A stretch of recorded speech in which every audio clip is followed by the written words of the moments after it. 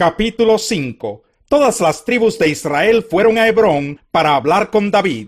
Le dijeron: Su Majestad y nosotros somos de la misma sangre. Ya desde antes, cuando Saúl era nuestro rey, usted dirigía a Israel en sus campañas. El Señor le dijo a su Majestad: Tú guiarás a mi pueblo Israel y lo gobernarás. Así pues, todos los ancianos de Israel fueron a Hebrón para hablar con el rey David. Y allí el rey hizo un pacto con ellos en presencia del Señor.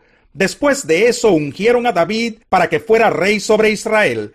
David tenía 30 años cuando comenzó a reinar, y reinó 40 años. Durante 7 años y 6 meses fue rey de Judá en Hebrón. Luego reinó en Jerusalén sobre todo Israel y Judá durante 33 años.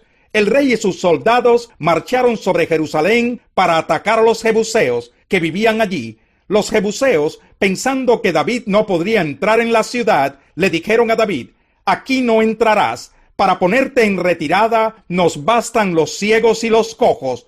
Pero David logró capturar la fortaleza de Sión, que ahora se llama la ciudad de David. Aquel día David dijo: Todo el que vaya a matar a los jebuseos, que suba por el acueducto para alcanzar a los cojos y a los ciegos. Los aborrezco. De ahí viene el dicho: los ciegos y los cojos no entrarán en el palacio. David se instaló en la fortaleza y la llamó Ciudad de David.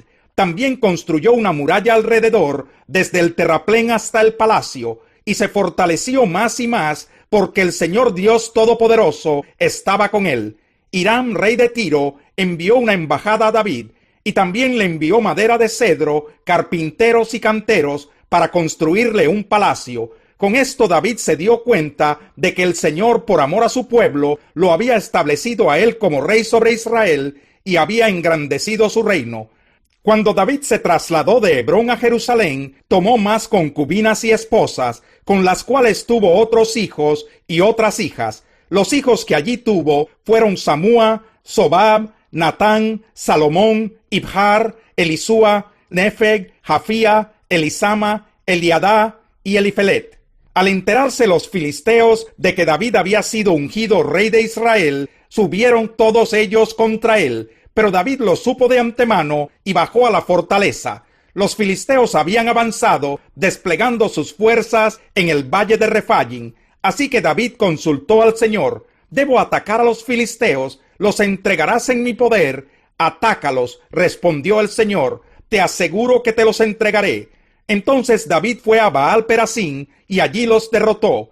Por eso aquel lugar se llama Baal-Perasim, pues David dijo: El Señor ha abierto brechas a mi paso entre mis enemigos, así como se abren brechas en el agua. Allí los filisteos dejaron abandonados sus ídolos, y David y sus soldados se los llevaron. Pero los filisteos volvieron a avanzar contra David, y desplegaron sus fuerzas en el valle de Refaim. Así que David volvió a consultar al Señor. No los ataques todavía, le respondió el Señor. Rodéalos hasta llegar a los árboles de bálsamo, y entonces atácalos por la retaguardia. Tan pronto como oigas un ruido, como los pasos sobre las copas de los árboles, lánzate al ataque, pues eso quiere decir que el Señor va al frente de ti para derrotar al ejército filisteo.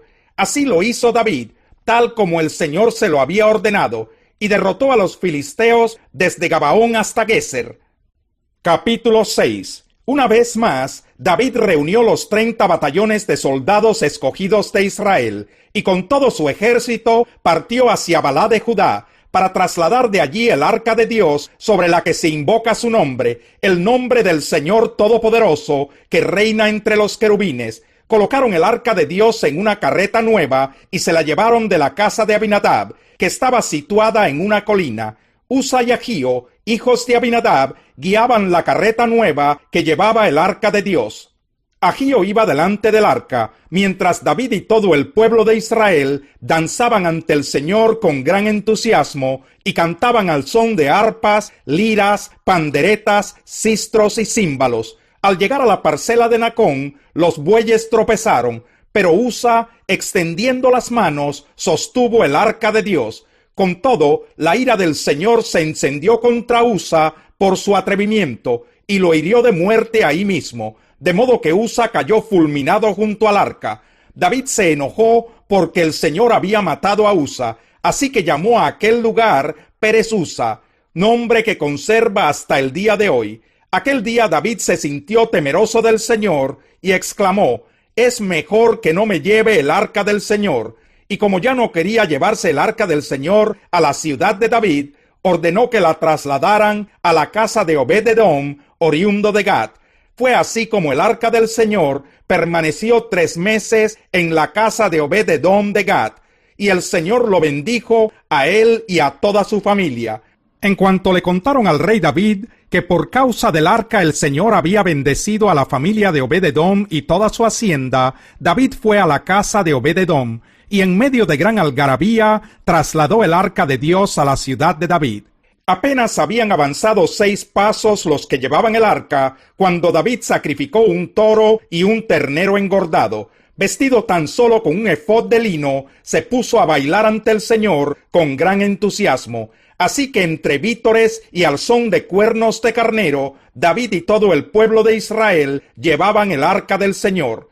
Sucedió que al entrar el arca del Señor a la ciudad de David, Mical, hija de Saúl, se asomó a la ventana, y cuando vio que el rey David estaba saltando y bailando delante del Señor, sintió por él un profundo desprecio. El arca del Señor fue llevada a la tienda de campaña que David le había preparado.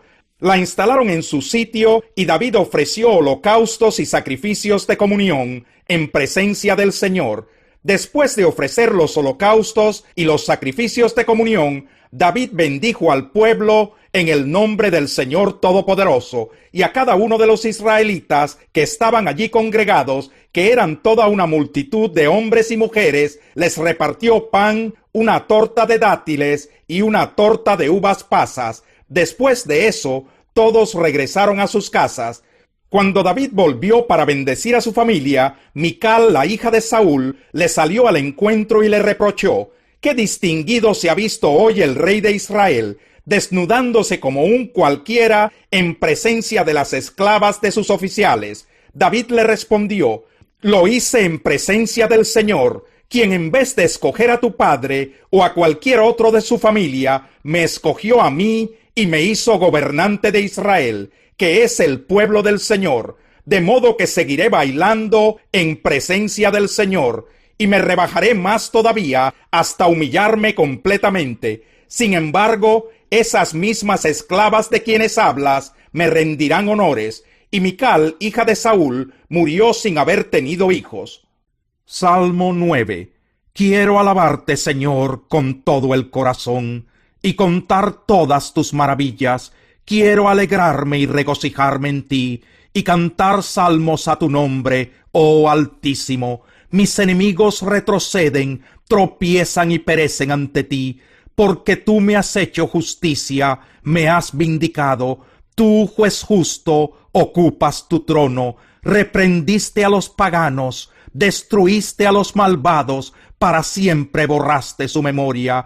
Desgracia sin fin cayó sobre el enemigo, arrancaste de raíz sus ciudades, y hasta su recuerdo se ha desvanecido. Pero el Señor reina por siempre, para emitir juicio ha establecido su trono, juzgará al mundo con justicia, gobernará a los pueblos con equidad. El Señor es refugio de los oprimidos, es su baluarte en momentos de angustia. En ti confían los que conocen tu nombre, porque tú, Señor, jamás abandonas a los que te buscan. Canten salmos al Señor, el Rey de Sión. Proclamen sus proezas entre las naciones. El vengador de los inocentes se acuerda de ellos. No pasa por alto el clamor de los afligidos. Ten compasión de mí, Señor. Mira cómo me afligen los que me odian. Sácame de las puertas de la muerte, para que en las puertas de Jerusalén proclame tus alabanzas y me regocije en tu salvación. Han caído los paganos en la fosa que han cavado, sus pies quedaron atrapados en la red que ellos mismos escondieron. Al Señor se le conoce porque imparte justicia. El malvado cae en la trampa que él mismo tendió. Bajan al sepulcro los malvados, todos los paganos que de Dios se olvidan, pero no se olvidará para siempre al necesitado, ni para siempre se perderá la esperanza del pobre. Levántate, Señor, no dejes que el hombre prevalezca, haz que las naciones comparezcan ante ti. Infúndeles terror, Señor, que los pueblos sepan que son simples mortales. Salmo 10. ¿Por qué, Señor, te mantienes distante? ¿Por qué te escondes en momentos de angustia? Con arrogancia persigue el malvado al indefenso, pero se enredará en sus propias artimañas. El malvado hace alarde de su propia codicia, alaba al ambicioso y menosprecia al Señor. El malvado levanta insolente la nariz y no da lugar a Dios en sus pensamientos. Todas sus empresas son siempre exitosas. Tan altos y alejados de él están tus juicios, que se burla de todos sus enemigos y se dice a sí mismo: nada me hará caer, siempre seré feliz, nunca tendré problemas. Llena está su boca de maldiciones, de mentiras y amenazas. Bajo su lengua esconde maldad y violencia. Se pone al acecho en las aldeas, se esconde en espera de sus víctimas y asesina a mansalva al inocente. Cual león en su guarida se agazapa, listo para atrapar al indefenso. Le cae encima y lo arrastra en su red. Bajo el peso de su poder, sus víctimas caen por tierra. Se dice a sí mismo: Dios se ha olvidado. Se cubre el rostro, nunca ve nada. Levántate, Señor. Levanta, oh Dios, tu brazo. No te olvides de los indefensos. ¿Por qué te ha de menospreciar el malvado? ¿Por qué ha de pensar que no lo llamarás a cuentas? Pero tú ves la opresión y la violencia, las tomas en cuenta y te harás cargo de ellas. Las víctimas confían en ti, tú eres la ayuda de los huérfanos. Rómpeles el brazo al malvado y al impío, pídeles cuentas de su maldad y haz que desaparezcan por completo. El Señor es Rey eterno, los paganos serán borrados de su tierra. Tú, Señor, escuchas la petición de los indefensos, les infundes aliento y atiendes su clamor. Tú defiendes al huérfano y al oprimido, para que el hombre hecho de tierra no siga ya sembrando el terror.